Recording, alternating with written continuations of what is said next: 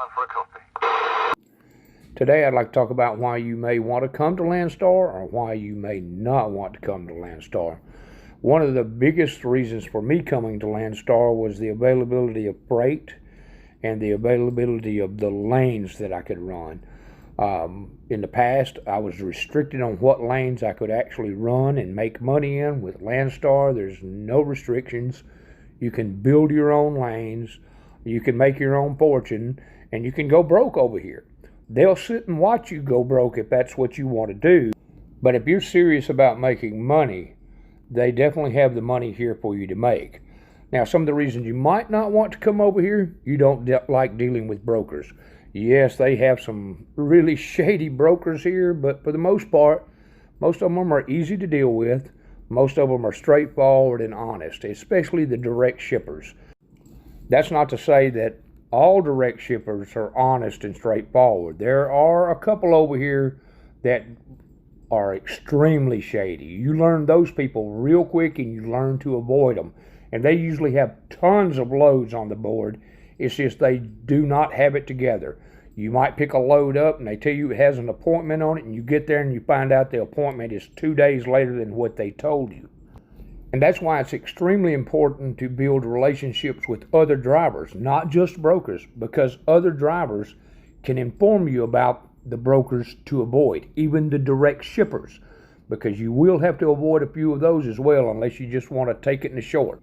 But overall, most of the direct shippers are honest, they're straightforward, they don't pull any punches, they tell you exactly what you need to do and exactly when you need to be there and what they expect of you. There's no surprises with a lot of them here. I'd say the majority I've worked with, I've had no surprises. There's just that one or two that you can't ever rely on, to be honest with you.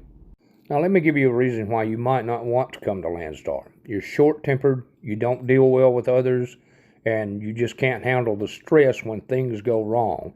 And as with anything in trucking, you can expect something to go wrong when you least expect it to go wrong. It might be a breakdown on your part, it might be weather-related. Either way, you're going to have to call that broker up and get that load repowered, or you're going to have an appointment reset. And you have to keep in mind that that's on you. The broker had nothing to do with that, and neither did the customer. So you have to deal with it like an adult. And so if you have trouble acting like an adult, you might not want to come over to LandStar. Another reason you might not want to come to LandStar, you can't plan your way around the block. I seen this when I first went through orientation at Snyder, and a driver was telling me he had already figured the board out. He just picked the highest paying load.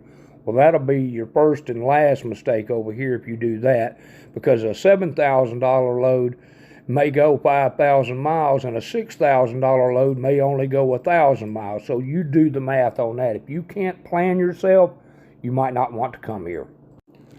If you're self-motivated and focused on business, LandStar will be a good fit for you. I make as much money leaving the house as I do coming back.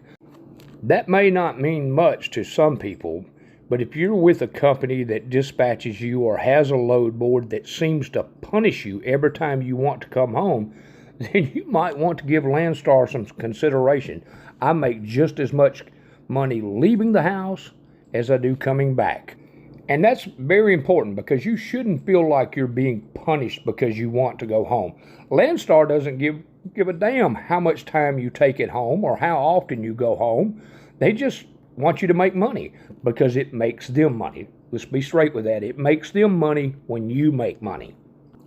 And another great thing about LandStar is when I get ready to go home, I go home. I don't tell anybody I'm going home. I just go home. Take my trailer with me and leave out shortly thereafter. You don't want to hang on to the trailer too long, because they'll call you about that trailer. Like if you take off a week or 2 weeks, they will call you about that trailer. But other than that, they don't care what you do. You can go, anywhere you want to. If it's home, you go home. If you want to run out to the West Coast, run to the West Coast. If you want to run up to Maine, run up to Maine. If you want to go to Canada, go to Canada. I saw a load on the board. I'm not quite sure that was correct, but it was going to Mexico, and there's no way in hell I'm going to Mexico. I've had other drivers follow me to LandStar that I worked with, that worked at the same company I worked at. I would tell them what I was making, and I don't know if they fully believe me. Maybe they did, maybe they didn't. Then they got over here and they were having issues. Had they called and asked, I would have offered to help, but they didn't call and ask. They just left. They were having issues. I don't know what they were. Don't really care. They're gone. I'm still here. I'm still making money, and I feel like I'm making great money here. Overall, if you're self-motivated and a hard worker, you can do great at LandStar. But if you need your hand held and your butt powdered every day, then you shouldn't be coming to LandStar.